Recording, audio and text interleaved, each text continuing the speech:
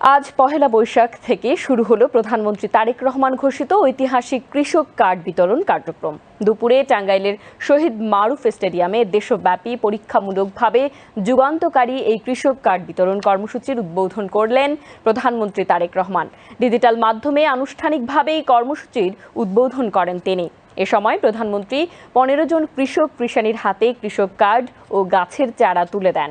সরকারের অন্যতম নির্বাচনী প্রতিশ্রুতি বাস্তবায়নের লক্ষ্যে প্রথম পর্যায়ে দেশের 10টি জেলার 11টি উপজেলায় প্রি পাইলটিং হিসেবে প্রায় 22,000 কৃষক কৃষানীর হাতে কৃষক কার্ড তুলে দেওয়ার মাধ্যমে এই কার্যক্রম চালু হলো। 3 ধাপে পর্যায়ক্রমে সারা দেশের ভূমিহীন, প্রান্তিক, ক্ষুদ্র ও মাঝারি কৃষকদের হাতে এই কার্ড তুলে দেওয়া হবে। কৃষক কার্ড বিতরণ কর্মসূচি উপলক্ষে আয়োজিত কৃষক সমাবেশে বক্তৃতায় প্রধানমন্ত্রী তারেক রহমান বলেন, দেশের কৃষক ভালো থাকলে দেশ ভালো থাকবে। প্রধানমন্ত্রী বলেন, দেশের মানুষকে ভালো রাখাই বর্তমান সরকারের লক্ষ্য।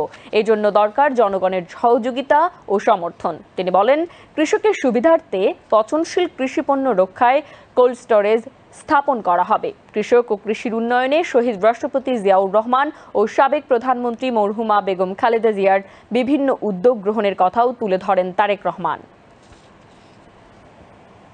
11টি উপজেলায় পাইলট প্রজেক্ট হিসেবে আমাদের কৃষক কার্ড প্রদানের অনুষ্ঠানটি হচ্ছে।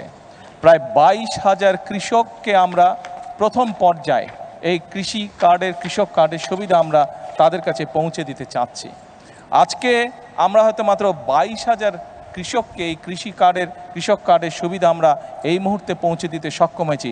বাট পর্যায়ক্রমিকভাবে ইনশাল্লাহ মন্ত্রণালয়ের কাছে, বাংলাদেশ সরকারের কাছে সরাসরি কৃষির সাথে সম্পর্কিত এরকম লিস্ট করা আছে কৃষি মন্ত্রণালয়ের মাধ্যমে। সেটি হচ্ছে প্রায় 2,75,00,000 কৃষক। এই 2,75,00,000 কৃষকের কাছে পর্যায়ক্রমিকভাবে আগামী 5 বছরের মধ্যে পর্যায়ক্রমিকভাবে আমরা কৃষি কার্ড তাদের কাছে পৌঁছে দিব।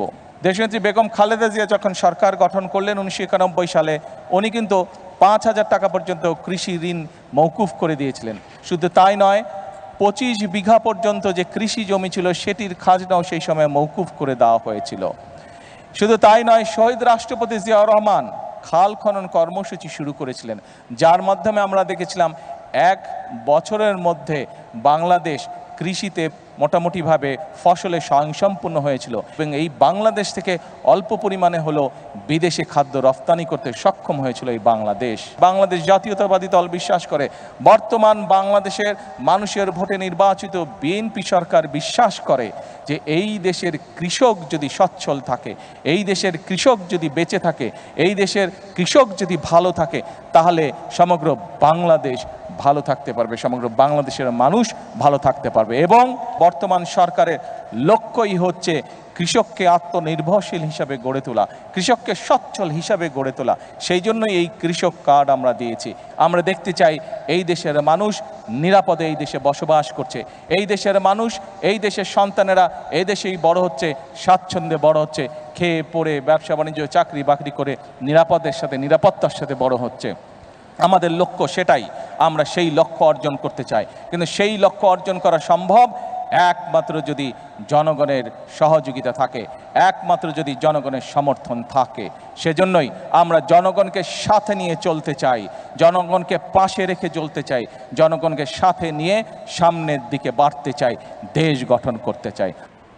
অনুষ্ঠানে কৃষিমন্ত্রী মোহাম্মদ আমিনুর রশিদের সভাপতিত্বে আরও বক্তব্য রাখেন প্রধানমন্ত্রীর রাজনৈতিক উপদেষ্টা রুহুল কবির রিজভী, মৎস্য ও প্রাণী সম্পদ প্রতিমন্ত্রী সুলতান সালাউদ্দিন টুকু, বাংলাদেশে জাতিসংঘের খাদ্য ও কৃষি সংস্থার প্রতিনিধি ডক্টর জিয়াউ কুনশি, কৃষি সচিব ডক্টর রফিকুল ই মোহাম্মদ ও সুবিধাভোগী কৃষক কৃষানী।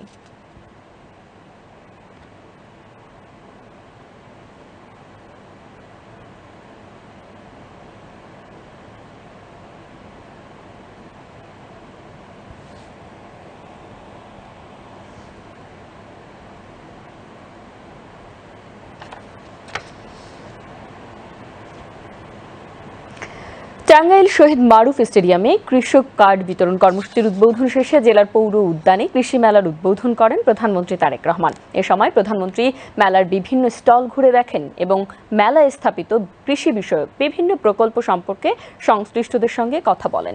প্রধানমন্ত্রী তারেক রহমান মেলায় অংশ নেয়া পশু, পাখি ও হাঁস মুরগির স্টলও পরিদর্শন করেন। এ সময় কৃষিমন্ত্রী মোহাম্মদ আমিনুর রশিদ, মুক্তিযুদ্ধ বিষয়ক মন্ত্রী আহমেদ আজম খান, প্রধানমন্ত্রীর রাজনৈতিক ও শিল্প মন্ত্রণালয় বিষয়ক উপদেষ্টা রুহুল কবির রিজভী, মৎস্য ও প্রাণী সম্পদ প্রতিমন্ত্রী সুলতান সালাউদ্দিন টুকু, স্থানীয় সংসদ সদস্য ও কৃষি মন্ত্রণালয়ের ঊর্ধ্বতন কর্মকর্তারা প্রধানমন্ত্রীর সঙ্গে ছিলেন।